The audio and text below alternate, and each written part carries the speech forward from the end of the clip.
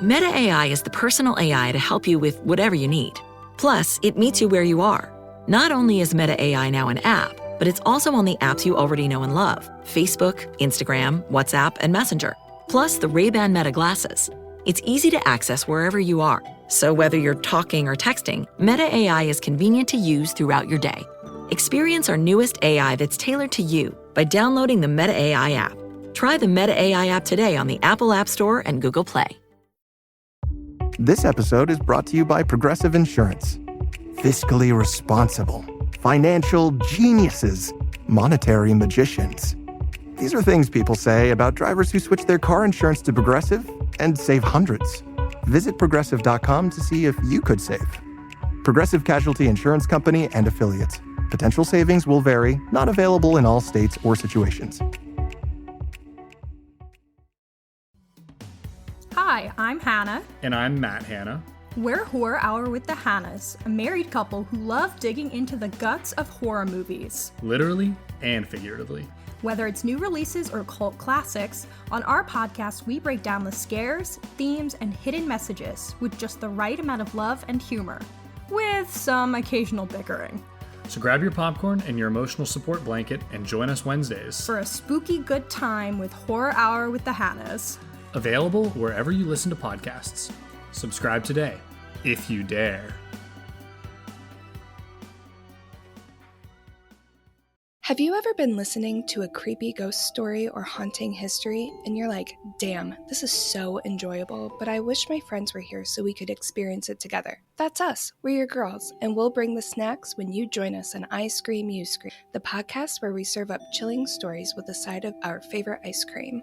Every month, we pick a new flavor of ice cream and a new topic to go along with it. Werewolves, poison, cemeteries, you name it. From deep dives into stories we all thought we knew to your real-world experiences, at this ice cream party, we always get to the bottom of the bowl. Cozy up with us every Tuesday for your weekly scoop of the most chilling histories, mysteries, and paranormal perplexities. Until then, keep it cool. And keep it creepy.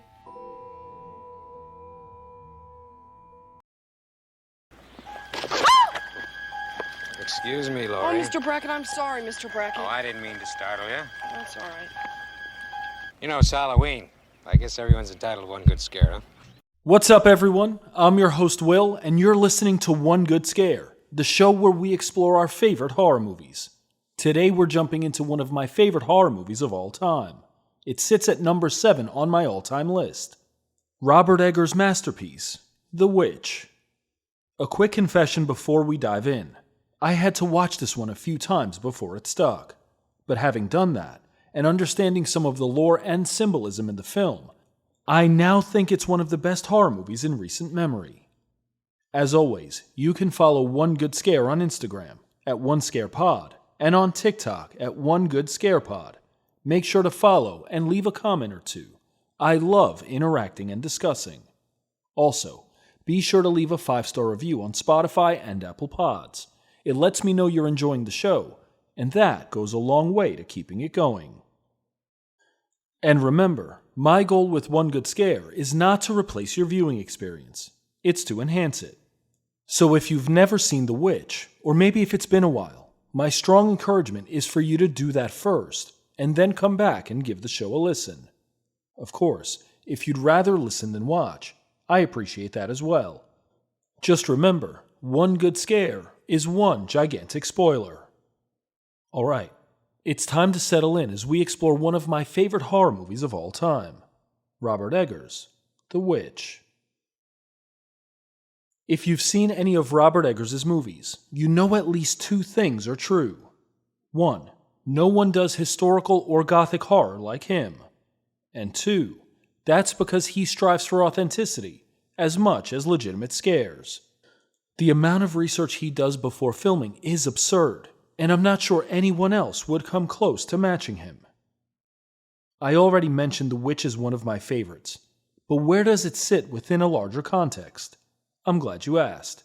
IMDb has it at a 7 out of 10, and we've said this in previous episodes. That's pretty terrific, especially for a horror movie. It also has a 91% fresh rating on Rotten Tomatoes. Again, really great. It has a 3.8 out of 5 on Letterboxd. And, amongst Robert Eggers' other movies, it currently ranks third, behind The Lighthouse, which sits at a 7.4 on IMDb, and Nosferatu, which sits at a 7.2 on the same website. It's important to know beforehand that The Witch is a horror movie that does not rely on jump scares. But that's not to say it isn't scary. It's heavy on building tension, dread, and anxiety through natural lighting, score, and camera angles.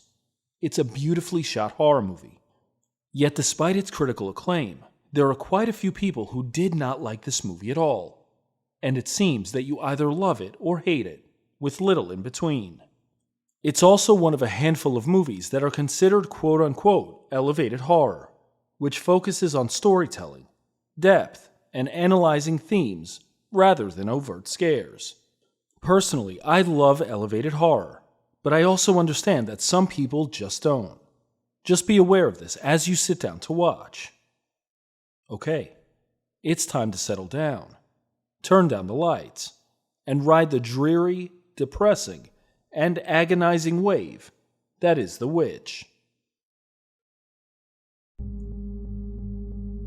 The movie opens with a black screen and music overlaid.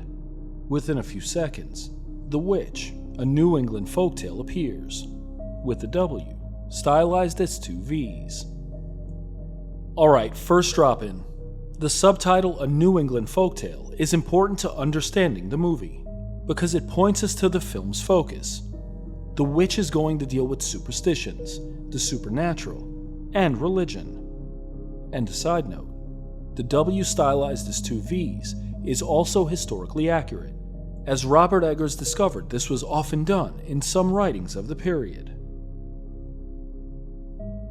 After the title screen, we see a young girl standing in what appears to be a church, listening intently to someone speaking. The camera pans to a young boy whose eyes betray concern as the man continues. What at first seems like a sermon is actually a trial of some kind, with the man pleading his case to other men. The camera pans onto 2 young children who are looking up as the two go back and forth. The second man states, quote, "We are your judges, and not you ours," end quote. The first man rebuts, quote, "I cannot be judged by false Christians, for I have done nothing save preach Christ's true gospel," end quote. Second quick drop-in. You might want to turn on subtitles to watch this movie. I forgot to mention that the dialogue in this movie is Old English, and the subtitles were supremely helpful to me as I navigated this review. Alright, back to the movie. It seems the man and his family are being tried by a church tribunal, and the camera pans to others within the faith community, all standing inside the church as the conversation takes place. The tribunal threatens to banish the family, and the young girl looks over at the man, who we presume to be her father. His response is stunning. He accepts banishment, stating, "I would be glad on it." The 3 men on the tribunal confirm this will occur, and the man accepts his fate staunchly. He turns to leave and calls for his wife Catherine to follow. The young boy calls the young girl, his sister, Thomason. The next scene shows the family leaving the community in a wagon, large wooden doors closing behind them. The family sings a hymn as they move away from the community and towards the woods, all while eerie, haunting music grows louder and shriller. A quick cutscene shows the family camping at night by a fire. Suddenly, it's the next day, and the man, whose name we don't yet know, picks his head up off the ground and raises his arms as the family stares off into the woods. A haunting chant plays as the camera pans overhead. In the next scene, we see the family has built a house and what appears to be a farm. A front-facing shot of Thomason praying reveals she is confessing that she has lived in sin, being neglectful to prayer and disobedient to her parents. Her voice overlays the next scene, which shows Catherine nursing an infant and Thomason standing beside her. The men work in the fields, tending the corn. The camera returns to Thomason, who continues asking for forgiveness and for God to show her the light. Okay, I promise I'll slow down on the drop-ins, but I want you to take mental note of this scene in particular, because I'm going to reference it later on when I explain what my theory on this film actually is. Okay, back to the film. Catherine, now in the garden, calls for Thomasin to take the infant, and a quick cutscene shows the woods as haunting music plays softly. Thomasin is playing peekaboo with the infant, who is laughing gleefully. But after the third time covering her face, she looks down at him and is shocked to find that he is gone. The camera pans to the woods as Thomasin calls for him, yelling Samuel, while running. She stops just before going in.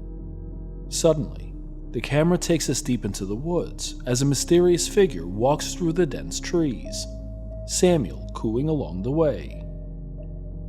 We then see Samuel is laid on a table, and his captor touches his cheek and chest before grabbing a dagger. Haunting music plays as the camera moves in closer to the figure, who we now see is naked. The lighting is sparse, and the flames flicker about, creating a creepy ambiance as we watch the figure making a churning-like movement. The camera moves in closer, and we see that it's a woman, and she's rubbing blood and tissue all over herself. The blood and tissue belong to Samuel, who has been ground up by the woman. We then see her laying on the ground, the moonlight illuminating her in a grayish-blue tint. The scene cuts to black momentarily, before we see her walking in the woods, with the outline of the moon creating a silhouette. Alright guys, last time for a drop-in for a little while. I know it feels like it's too early for me to be cutting in this much, but this might be one of the most beautifully shot scenes in any horror movie. The camera angles and natural lighting, in this case the flickering candlelight, give us a semblance of something grotesque, while also being stunning. It's obvious that poor Samuel has fallen victim to the witch, and that he went from being a happy baby to human lotion in just a few minutes. That part is horrible, but it's also historically accurate. Because according to folklore, witches made flying ointment from an unusual and horrific ingredient, the fat of unbaptized babies. The mixture of baby fat, herbs, and oils were thought to seep into the skin of the witch, allowing them to fly. In the next scene, we see Thomasin's brother taking a board off a window and grabbing a jacket. He steps carefully around his sleeping siblings, before looking down at Thomasin, whose shirt is pulled off to the side. She wakes up and stares at him as he sits next to her. He then gets up, steps over her, and walks downstairs where the roosters are crowing. We can hear Catherine sobbing in the background as the young boy puts on his shoes and walks outside. He meets his father near the cornstalks, and we learn his name, Caleb. He tells him that his mother has not slept since Samuel was taken, but they cannot continue their search. He tells him they should set traps in the woods, but Caleb isn't keen on this, saying they were told to stay out of there. But the family risks starvation, as their crops are not producing, and they are forced to catch their food. Father and son head to the woods, while Thomasin walks towards her grieving mother. She peeks in as she sobs and prays, but eventually walks outside to get a pail of water. Caleb and his father continue walking in the woods, talking theology, and more specifically, Caleb's corrupt human nature, which is predisposed to sin. The two eventually come to a trap, but find it empty. They reset it, and Caleb asks if Samuel was born wicked. His father affirms this is true, but Caleb has difficulty accepting this. He asks if Samuel is in hell, and Caleb, now panicked, asks his father if he will go to hell as well. For his part, his father offers very little comfort, saying no man can tell him the state of his soul. Only God knows.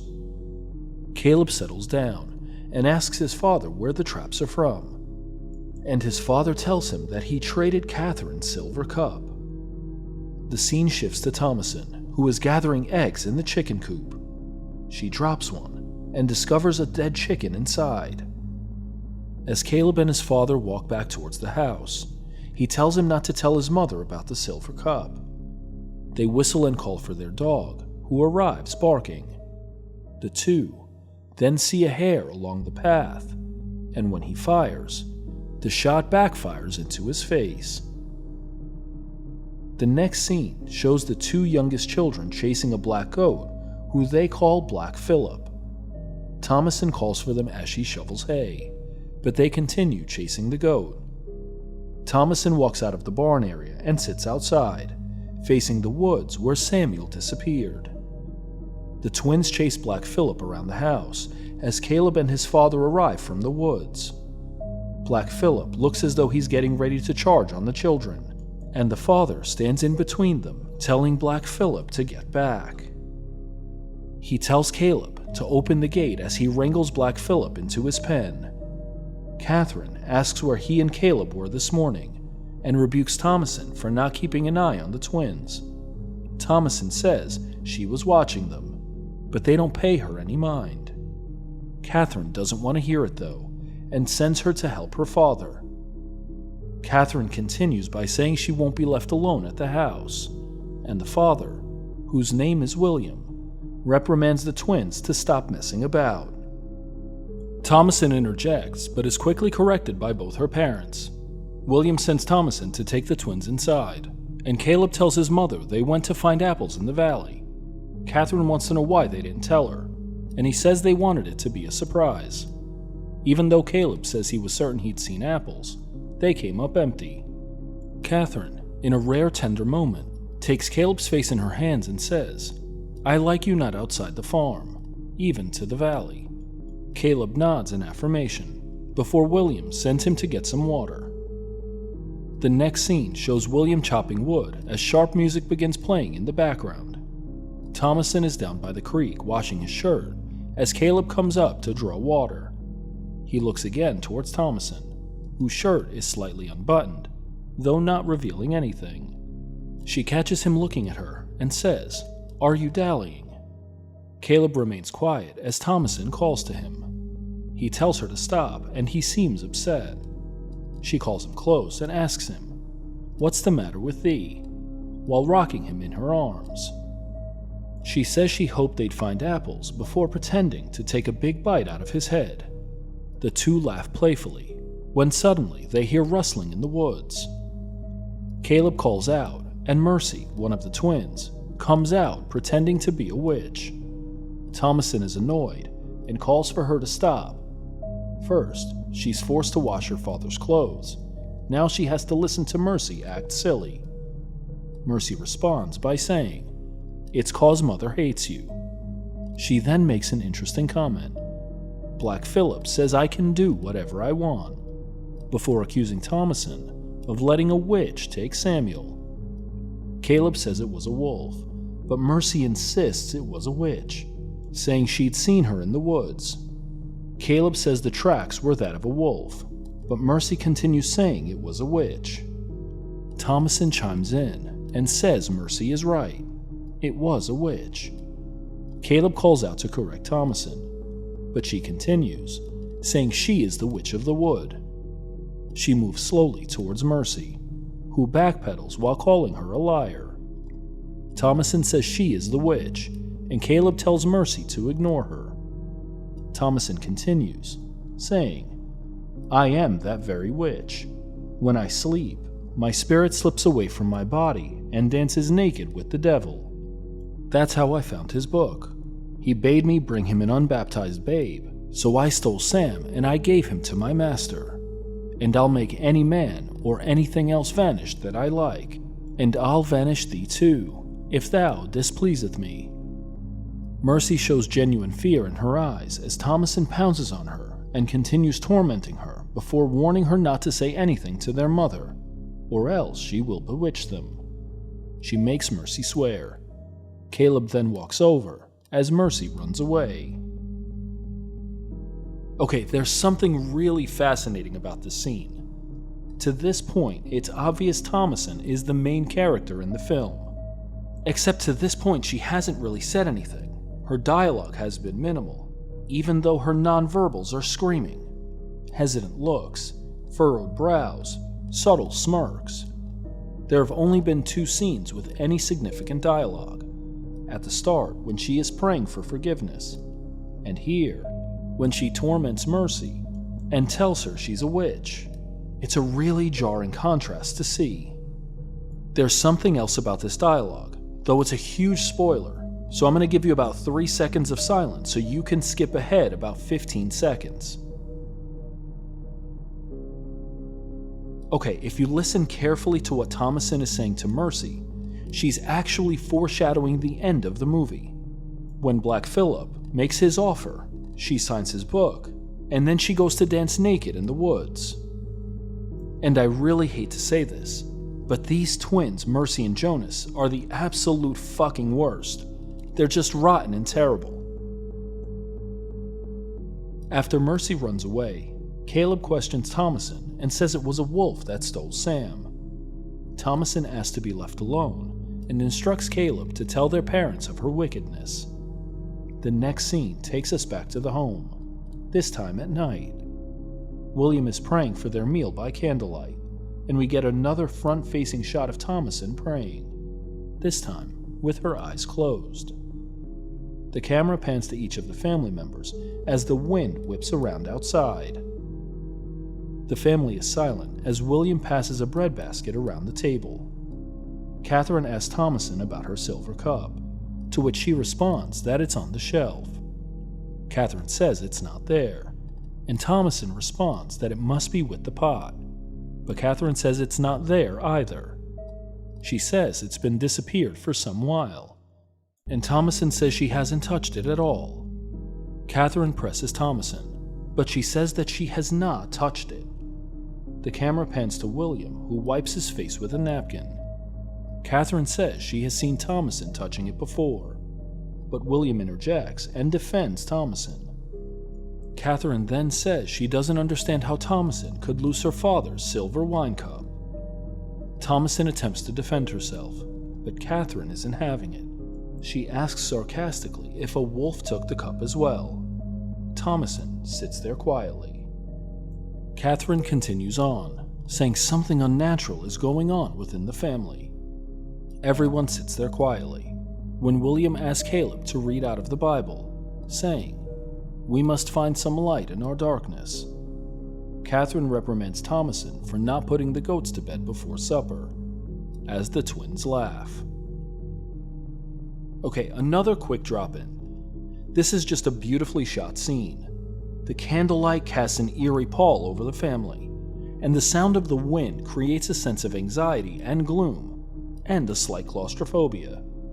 William's prayer, Catherine's accusations, and William's assertion that they must find some light in our darkness.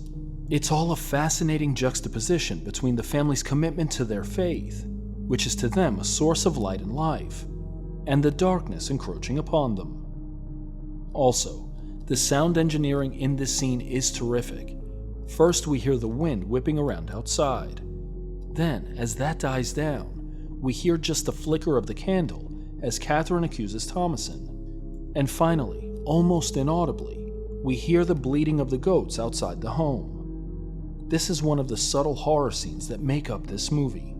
The family's anxiety is palpable, and their paranoia is growing to the point that even the smallest things are now magnified beyond reason. The spiral is starting, and they may not even realize it. Thomasin walks out of the home, lantern in hand, towards the barn, when she hears rustling around her. Sharp music plays as Thomasin approaches, except the camera is facing her, so we don't know what she's walking towards. The music picks up, sharper and louder, as we see a hare standing between the goats. Okay, so this is the second scene where we see the hare.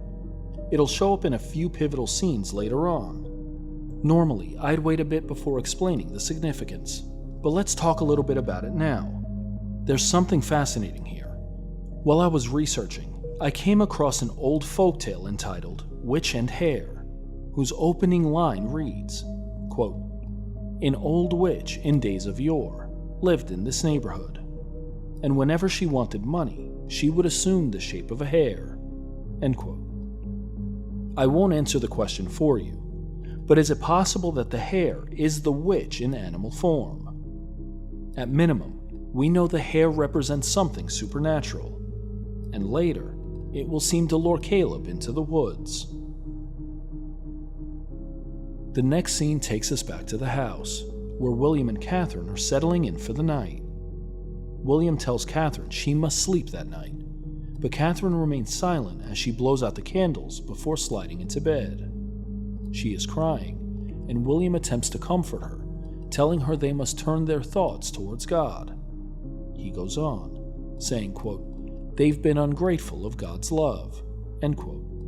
But Catherine responds, "You've cursed this family." William, of course, denies this, saying their afflictions were God's attempts to humble them and show them more of His grace. Catherine quotes a New Testament passage about Jesus being led into the wilderness to be tempted by the devil, before lamenting they should have never left the plantation. William mentions the silver cup, and Catherine rebukes him, saying, "It's not for vanity I am grieved of it." She says they could have sold it for food. The conversation turns to Thomason, and Catherine says she must leave to serve another family. Thomason overhears them talking, and William attempts to take the pressure off Thomason, but Catherine persists. She tells William that she begged him to take Samuel for baptism, and that because he wasn't baptized, he's now in hell. Caleb overhears them talking, head down, staring at the floor. Catherine sobs as she says the family will starve and that they need to go back to the plantation. William says he will go with Thomason back to the village the next day and that he will have her serve another family. He tries to reassure Catherine they will find food. The scene moves to the barn, where Caleb is feeding the horses. Thomason enters and calls him, asking what he's doing before accusing him of running away. Caleb denies this and says that if she goes back to sleep and stays quiet, he will promise her that she will not serve another family. He says he will be back by midday, and Thomason asks to go with him. She says if he doesn't let her, she will wake her parents immediately. The next scene takes us to the woods, as Thomason rides horseback alongside Caleb. The two reminisce about the past, when their dog starts barking and growling. A hare, much like the one from the barn, is just up ahead, causing the horse to jerk in fear.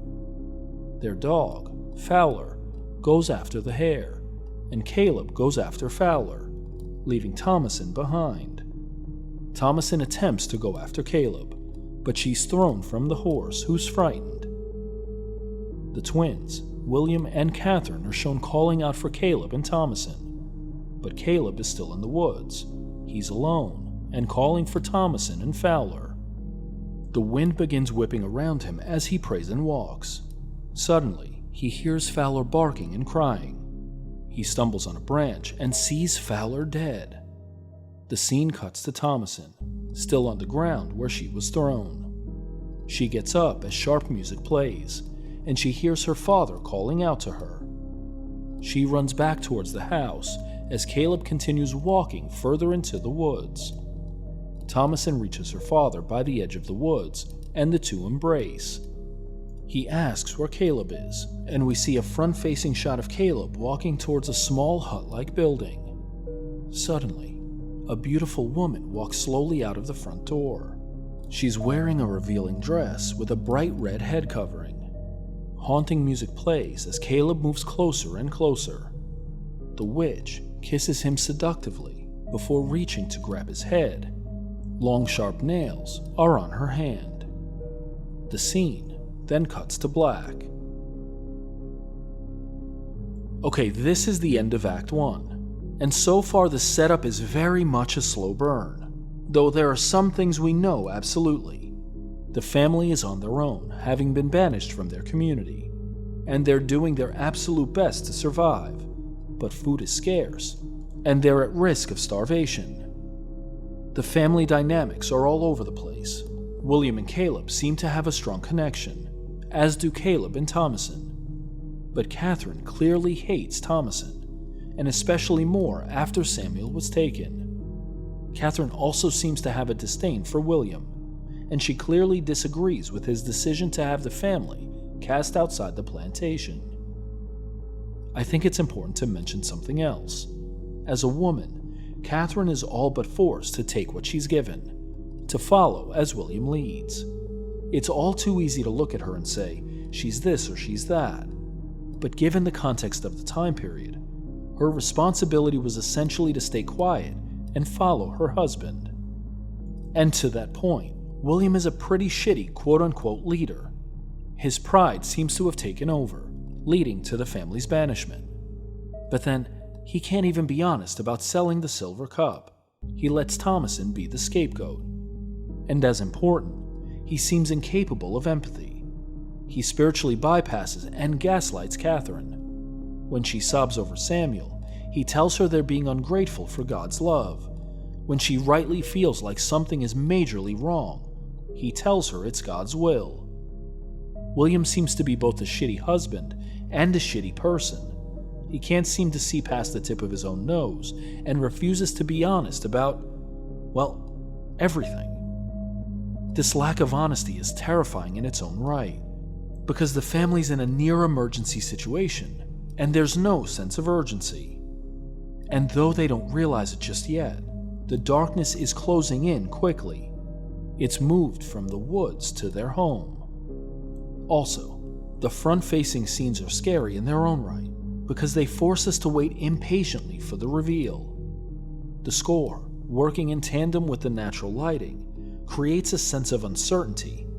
And I'll be honest, I caught myself at least 2 or 3 times, tilting my head as if to look around the screen at whatever was there. It's like I was trying to peek around the corner to get a glimpse of what they were looking at. It's a super effective technique, because the dread creeps in almost subconsciously. And finally, Caleb's view of the witch is very different than who we saw when Samuel was taken. In the beginning, the witch was old and gray, but here she was young and beautiful. And we've seen the hair 3 times now, twice in the woods and once in the barn with the goats. I mentioned what the hair symbolizes, and we'll see it at least one more time before the movie ends. Okay, let's jump back in.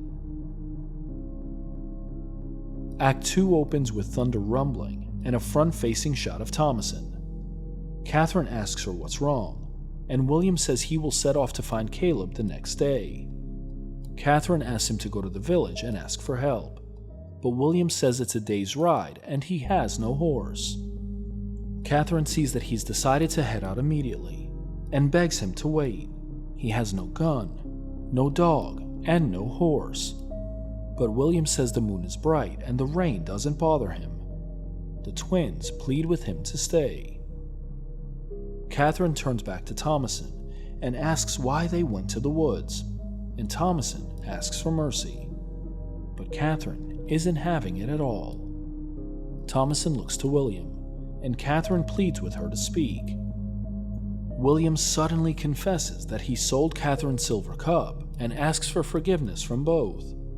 Catherine doesn't seem to understand, but he also confesses that he took Caleb to the woods the first time. As the two walk outside, Catherine says to William, "I knew you were false. I knew it." Catherine lets him have it. He's lost 2 children to the woods. He's a liar, and he can't be trusted. William says he will find Caleb. She persists, and when William tries to grab her, she slaps him in the face before collapsing in his arms. We then watch as Catherine holds the twins while Thomason wipes William's face. Thomason asks if the goats have been put to bed, and says she will take care of it. But Catherine says they will be fine in the rain.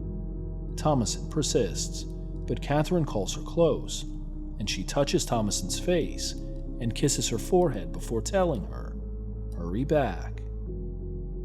Thomason hums a song as she sits near a goat, when suddenly she hears rustling in the distance. Sharp music plays as the rain patters overhead. Thomason lifts the lantern to get a better look. Another front-facing shot, and she gasps when she sees Caleb standing by the fence. He collapses into her arms as she screams for her father. Catherine then tends to Caleb by candlelight. He is laid out in bed, seemingly ill. Thomason assists Catherine in caring for Caleb, and holds a bowl next to his head as Catherine slices his temple with a dagger, the blood pouring into the bowl.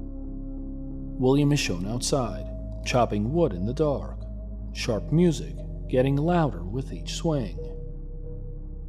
The next scene gives us a front-facing shot of Black Phillip as the twins talk to him.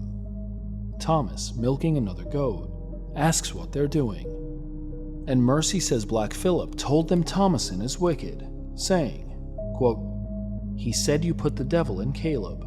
That's why he's sick." End quote. Mercy accuses Thomason of being a witch, and that her parents will eventually find out the truth. As Thomason continues milking the goat, she is stunned when blood comes out. She immediately kicks the bucket over.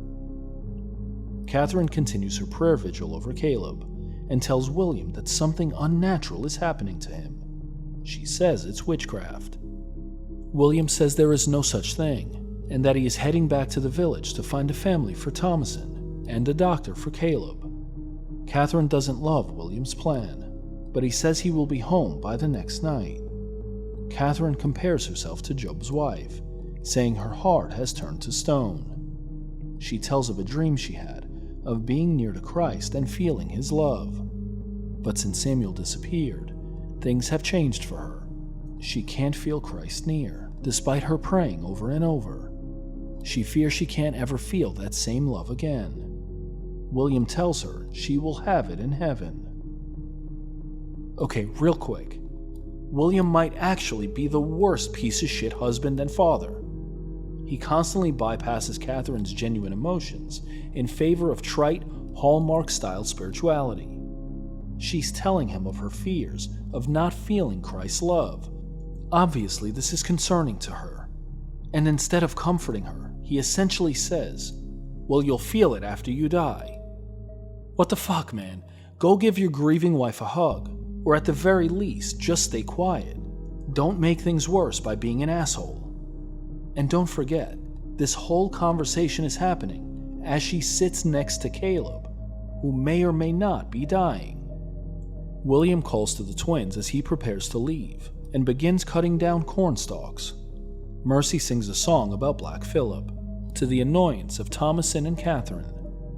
Suddenly, a shrill scream comes from inside. It's Caleb, who is sweating profusely and repeating something. He begins yelling about his bowels and spasming in pain. He says, "Sin, sin, sin." Catherine looks at him and says his mouth is sealed up. They work to pry his mouth open, and Caleb vomits out an apple. Catherine says he is witched. The twins immediately run to her and say Thomason is the witch and that she made a pact with the devil. Catherine presses them, and they tell her about the incident in the woods. Thomason stumbles over her words, saying it was just to quiet them down, and Mercy says she signed the devil's book. Thomason commands them to be quiet, as Mercy says she will put a curse on her. Thomason says the twins are conspiring against her, and when Mercy calls her a witch, William chimes in and says he won't hear of it. He commands Thomason to her knees and asks if she loves the Bible. Thomason says yes. He asks if she loves prayer. Thomason says yes. William says even though they're all children of sin, he hasn't raised a witch. He tells the family to pray, and that will take away their fear. The family kneels and begins to pray. The twins say they cannot remember their prayers, but as William starts again, they beg for Thomason to stop before collapsing to the ground. Suddenly, Caleb shrieks and mutters, the twins mimicking him. Caleb begins praying for forgiveness, when suddenly, he smiles and recites a prayer, saying, "Kiss me with the kisses of thy mouth." He then laughs, saying, "My Lord, my love, my soul's salvation, take me to thy lap," before gasping and dying. Catherine, realizing he's gone, sobs uncontrollably. William stands back. Thomasin shakes her head. The twins feign unconsciousness. Catherine then screams at Thomasin to leave, and she runs outside. William goes after her and comforts her as she sobs in his arms. And this is the end of Act 2. Okay, so I feel like I could go on for an hour or more about Act 2, as short as it is. The tension is ratcheted up times 1,000. That nagging, gnawing discomfort in Act 1 has given way to full-blown panic and chaos. I'll highlight just a few things. First, Act 1 ends with Caleb missing in the woods, and Act 2 ends with Caleb dying, very likely from witchcraft. Act 1 ends with Catherine's suspicions about Thomasin, and Act 2 ends with Catherine's confirmation about Thomasin. Act 1 ends with Thomasin blamed for Samuel's disappearance, and Act 2 ends with Thomasin being blamed for Caleb's death. The story is starting to come full circle, and we know that it will be a rough ride in Act 3. Also, we can't talk about Act 2 without talking about Harvey Scrimshaw, the young actor who plays Caleb. The 2-minute scene where he goes from convulsing in agonizing pain to a sort of religious ecstasy before dying is just breathtaking. His final monologue, where he is seemingly reciting a prayer, is actually a diary entry from Puritan John Winthrop. It's short, so I'll read it quickly. Quote, "O my Lord, my love, how wholly delectable thou art. Let him kiss me with the kisses of his mouth, for his love is sweeter than wine. How lovely is thy countenance, how pleasant are thy embraces. My heart leaps for joy when I hear the voice of thee, my Lord, my love, when thou sayest my soul, thou art her salvation. O my God, my King, what am I but dust, a worm, a rebel, and thine enemy was I, wallowing in the blood and filth of my sins, when thou didst cast the light of countenance upon me, when thou spread me over the lap of thy love, and saidst that I should live." End quote. Here's the thing. We're not exactly sure what's going on in the scene. Is Caleb hallucinating and saying nonsense? Is he actually obtaining salvation and seeing God as he dies? Or is he under the influence of the witch and mocking the family's religion and faith? To me, this scene is the most pivotal in the movie because all of the suspicions, side glances, tension, and anxiety has finally come to a head. The paranoia and fear has fully gripped the family, and all fingers are pointing to Thomasin. Alright, let's jump into Act 3. As Thomasin rests in William's arms, he drops a bomb on her, telling her that he must tell her the truth, because in the morning a council will be called. Thomasin reacts aggressively, but William says he saw her stop the prayers of the twins. Thomasin says they're lying, but William is convinced about what he saw. Not only that, but Caleb disappeared while with Thomasin, even though she says she loves him. Thomasin pleads, saying she made no bargain with the devil. William preaches about forgiveness and asks her to speak truth to him. So she speaks truth, telling William that he overheard him and Catherine making plans to get rid of her. She tells him that he took the silver cup, but did not confess it until it was too late. He tells her to stop being disrespectful, but she continues, calling him a hypocrite. She goes on.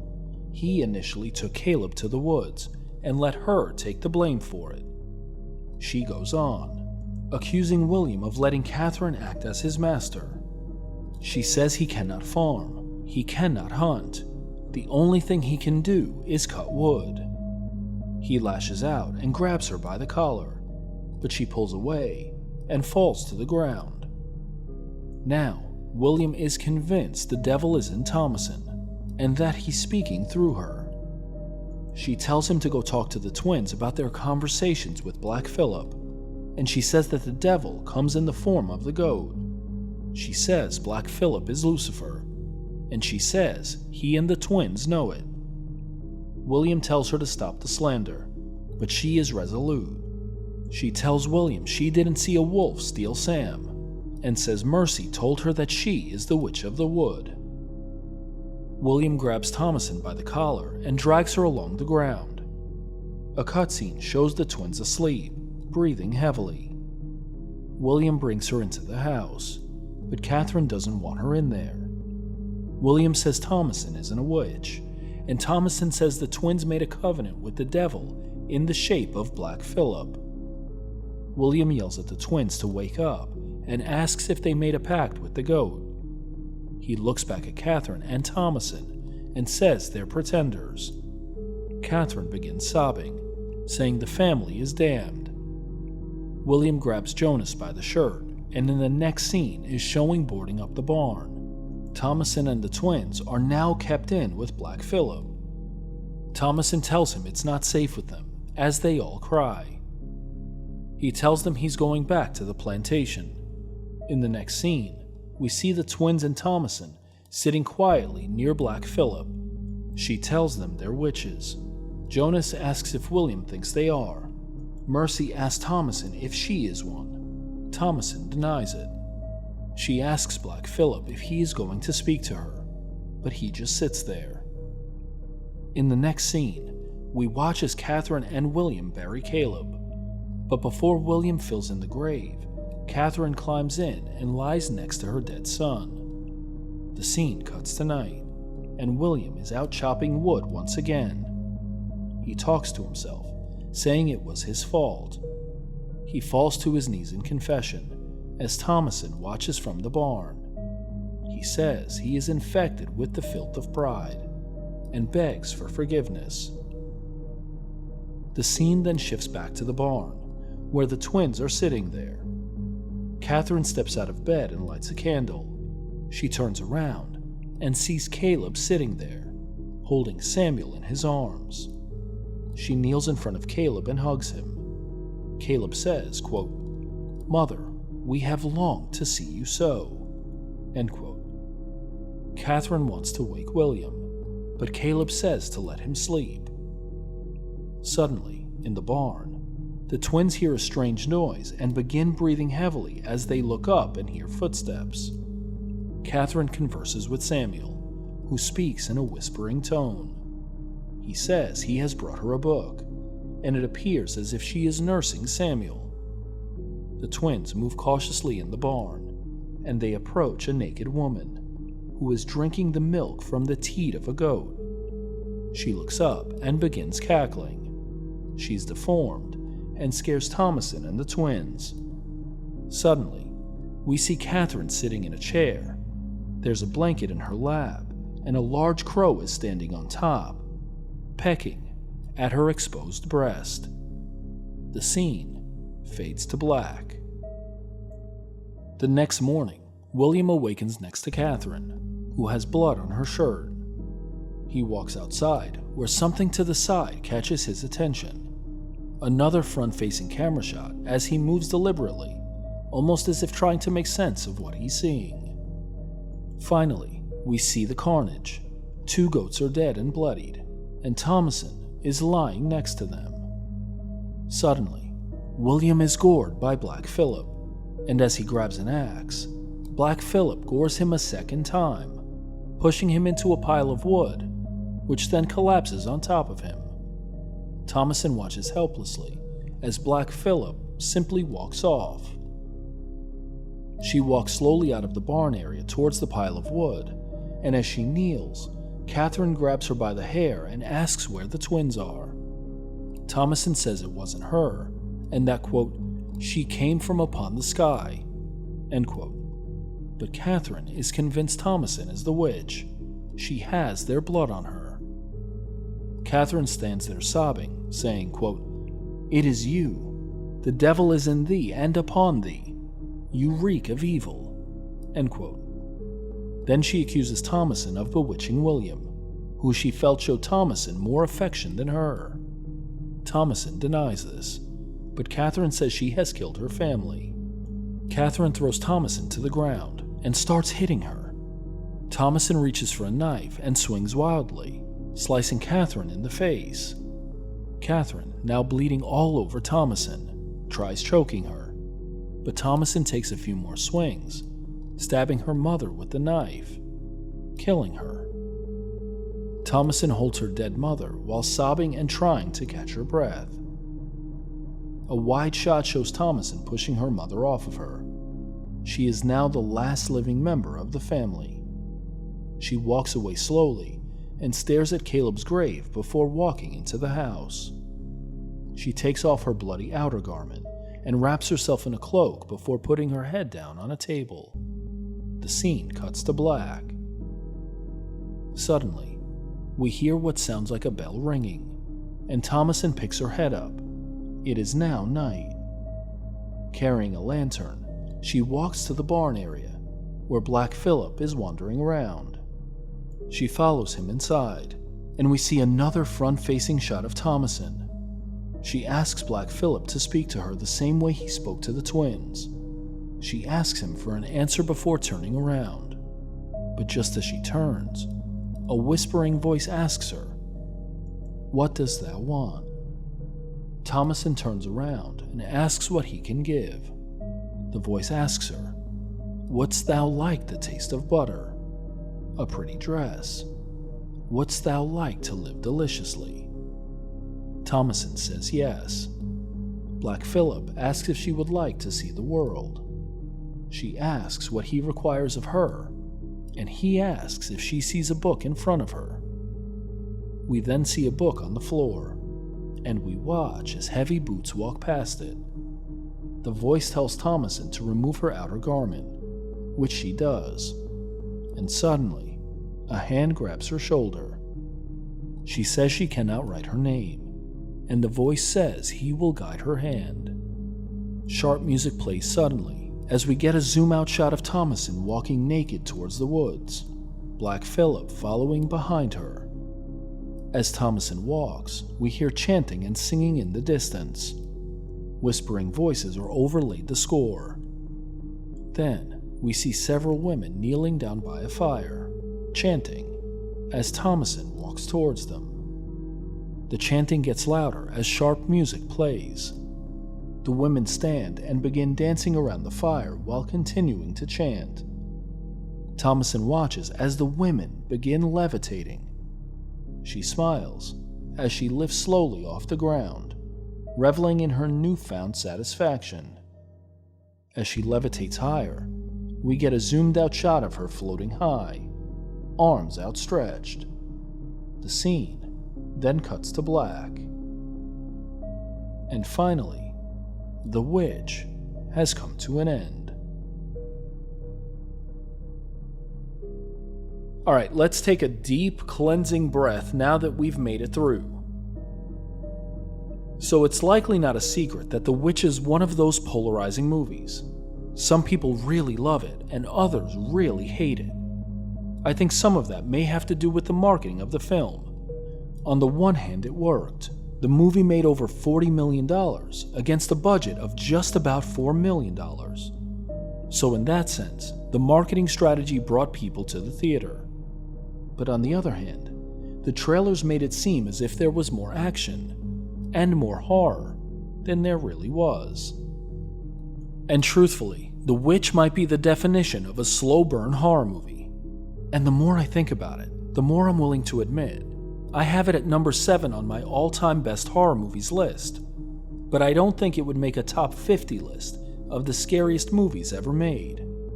So how can a mostly not scary movie be one of the best horror movies ever made? Because the movie uses what I call movie magic to create a terribly unsettling atmosphere. Things like natural lighting, a sharp score, front-facing camera angles that force you to wait and see what horror is in front of the characters. All of these combine to make The Witch a movie whose horror isn't in your face. It's off to the side, or hiding in the shadows, or possibly in your own head. And here's a severely underrated aspect of The Witch. Robert Eggers forces us to live alongside the family. And there's another severely underrated and terrifying aspect of The Witch. The indifference and neglect of their god, who is clearly one of punishment and agony, not love. Their prayers, interactions, and fears all betray the reality that their god is cold, unkind, and likely unforgiving. What about the ending, though? When Black Phillip asks Thomasin if she wants to live deliciously. It's one of the most memorable scenes in the film, and I think maybe one of the most misunderstood. I think this is the genius of Robert Eggers, because as people watching this movie in the 21st century, we're almost 400 years removed from the time of the film. So to us, it seems odd that Thomasin would sell her soul for butter or a pretty dress. I mean, I've got lots of butter on hand in my fridge, and my wife has plenty of pretty dresses in her closet. These hardly seem like things worth forfeiting your soul for.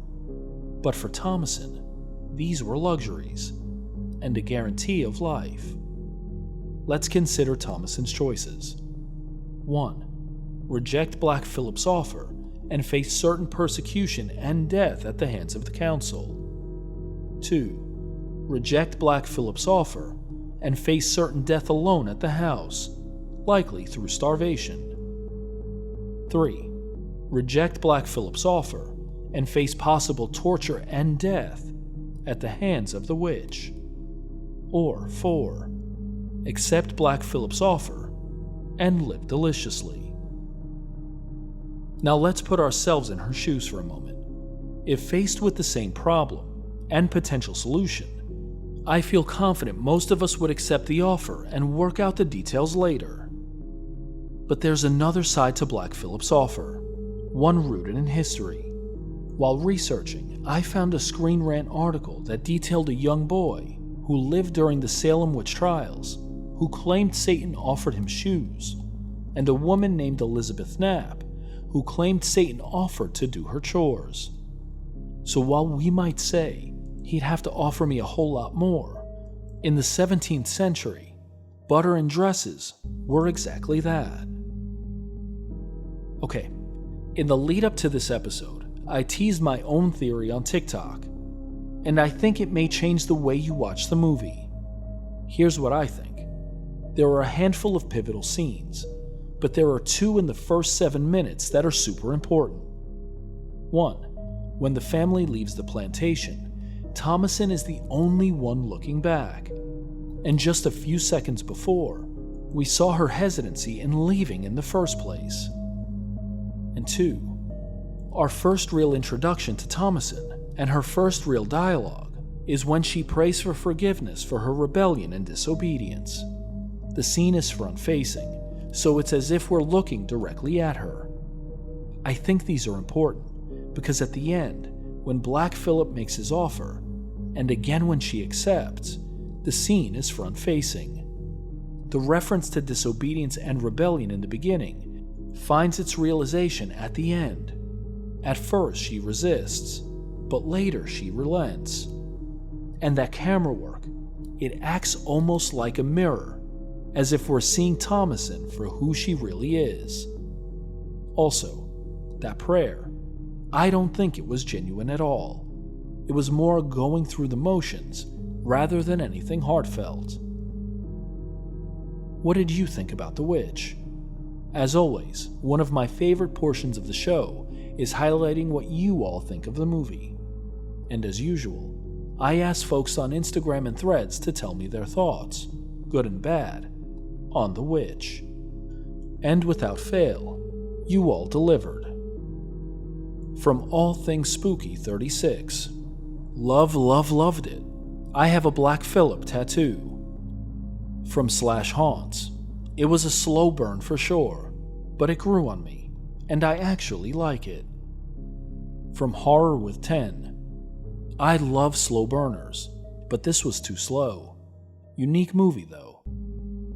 From In Dark We Rise Pod, shame it wasn't the least bit scary. From Bamboo Parachute 516, I do like The Witch. It's my favorite from him. Dude is amazing at curating that gnarly isolation feeling on film and gloomy fairy tale-esque atmosphere. From Grimby Beck, love it. Horror has room for all subgenres. You want to call it elevated horror? Sure. I just call it art. Horror is more than jump scares, gore, and kills. So much more. From Isabella Is Here 13. I think it's his third best film, but even then, I still think it's amazing, but it doesn't capture me as much as Nosferatu or The Lighthouse. From SK Nez 76. I thought it was okay. Didn't really scare me. From Dirty Water Devil 444. I found it so boring. I kept waiting for the movie to actually start, and felt like it didn't until the end. It wasn't scary to me either, but like most horror fans, I rarely get scared anymore. From Iyako 333. I'm a big fan of Robert Eggers and The Witch. Absolutely one of my favorite movies. It's a tie between The Witch and The Northman. The dread, tension, and cinematography. I also want to live deliciously. From Literary Love 123. Loved it. Eggers expertly captures the era of puritanical New England in every aspect of The Witch. His attention to detail heightens the sense of foreboding that builds as the film reaches its conclusion. The combination of historical accuracy and supernatural events serve to make The Witch especially unsettling. I also classify this film as quote-unquote good for her.